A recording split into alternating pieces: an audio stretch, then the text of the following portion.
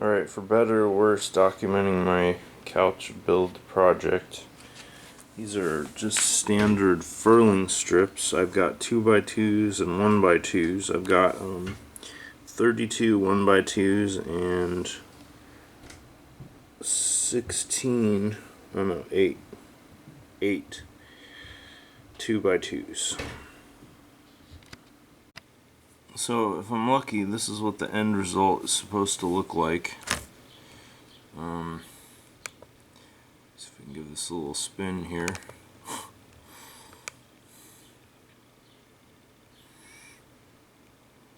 I'm gonna use hinges on the back to hold the back section on. So the 2x2s are for the side walls. And here's a 2x2 right here.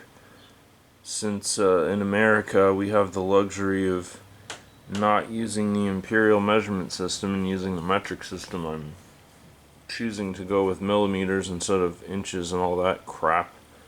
So the only problem there is that in America all the lumber and stuff is measured more or less in inches, although not really, but approximately. So I'm having to kind of try to shoehorn millimeter lengths into imperial board feet and minimizing waste as much as possible. Look at that beautiful cut with my Japanese handsaw. This is my sawing setup right over here. And you'll see in a minute how it works. And this is a 700 millimeter, aka 70 centimeter segment that is one of the sides. I need 22 of those. I can get 3 out of each 8-foot 2x2. So theoretically I can get 24 of these out of those 8. So if I'm screwing up, I will have at least 2 spares. And like I noticed already on this piece of wood, had a pretty massive structural and cosmetic defect, so that's one already off the book. So having a margin of 2 seems to be fairly prudent. So a while back I built this bench type thing. It's basically a saw dog, I'm calling it. So it has this opening in the middle for the saw, and you can see where I marked my piece of wood here, and then you can put a clamp on each side, so it gives me a really secure and easy way to use my handsaw. Here's a shot showing how that works. It's pretty nice to have so much support on each side and to be able to just cut through the middle like that with confidence.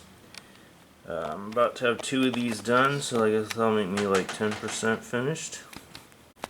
So this is what's left over after I've cut 3 side pieces out of the 8-footer, but that's going to be cut up into these little cubes here for the back support. So theoretically not going to waste much material. So I've marked the correct drilling height on all of the pieces, and I've set up like a jig here with my drill press. It's hard to see, but there's like a little red line there. That's the center point. So I just line up these 2 lines like so. I'm able to get a perfect center hole, and I'm only drilling halfway down and then flipping the board over and drilling through the other side to eliminate burring. And this is actually a carbide end mill. That's a $20 bit, but I find it gives me really clean cuts, and I don't have to ever worry about sharpening it. It's solid carbide. Look at that beautiful perfect hole through there. And I don't know, I did a random sampling just to check the size, and it was sliding through just fine, so not a problem there. For drilling the lateral pieces here, I took a little shortcut and I just super glued a stop to the drill press vise. So that allows me to get just the right spacing for drilling those holes.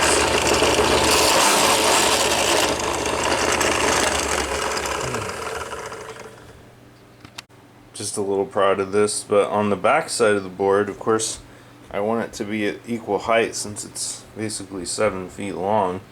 I just made a stack of the other pre-cut pieces, and it turns out it's basically perfectly level, so that's making it really easy to get a nice straight bore. So you can see I've already got a pretty fat stack going on here. I've got 3 clamps here on this part because that's the like facial board, also adding extra support to the back and front legs. I want to glue that really precisely so that I can get this nice and square later on when I tighten the bolts down and glue everything into place. I also thought this was kind of cool. This is all the wood that's left over when I cut the surplus pieces off of the 8-foot boards and cut them down for the fascia boards. It turns out that it's exactly 40 millimeters or 40 centimeters. So this is all the waste material from those pieces, which is kind of cool.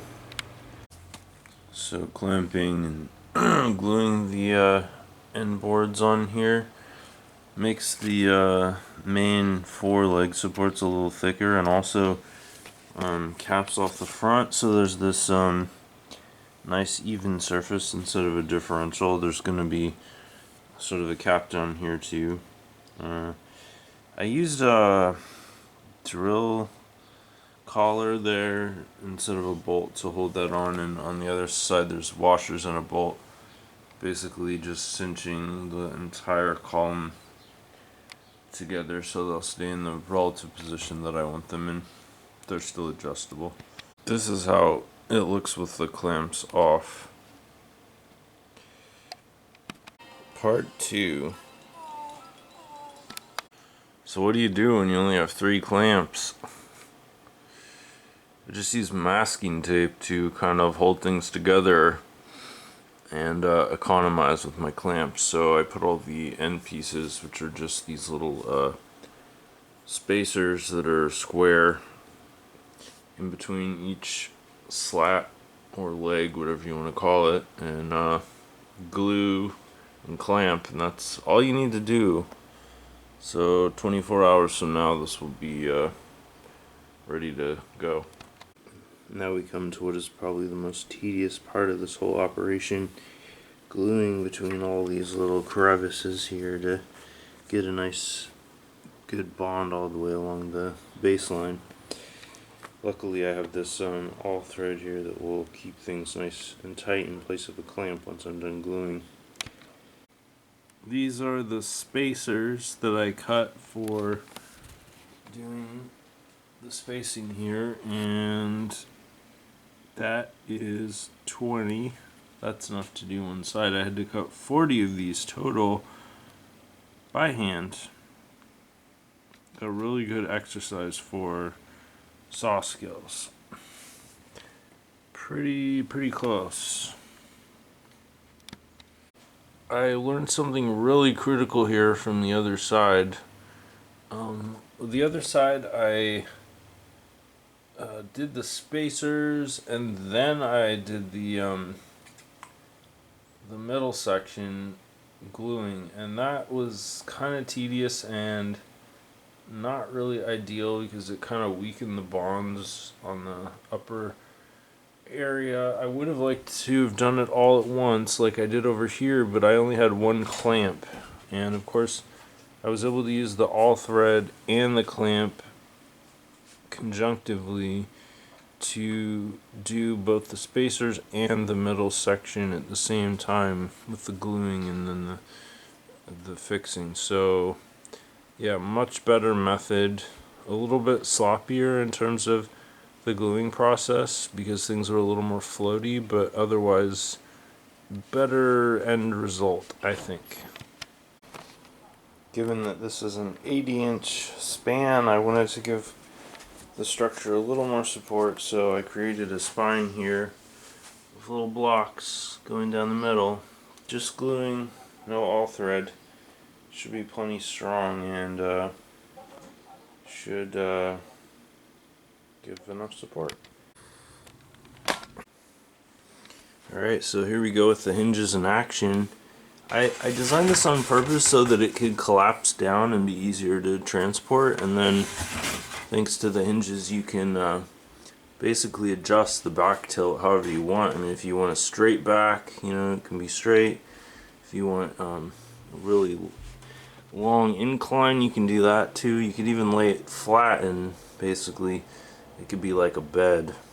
So yeah, basically finished except for on the sides. I'm gonna put like a little retainer thing that will basically allow me to adjust the back tilt and lock it in place.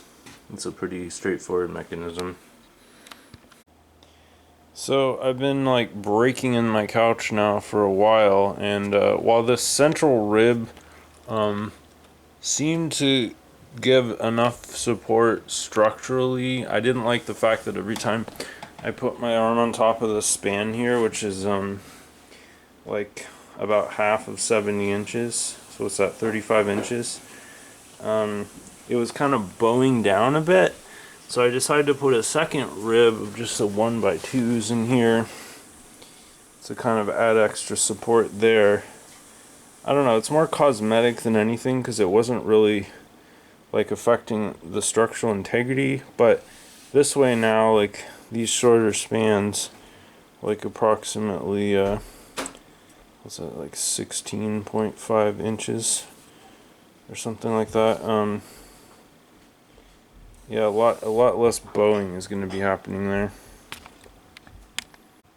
I liked how much the spine looked on the back that I decided to put one on the bottom too, and of course the added advantage that it will give more structural support is also nice.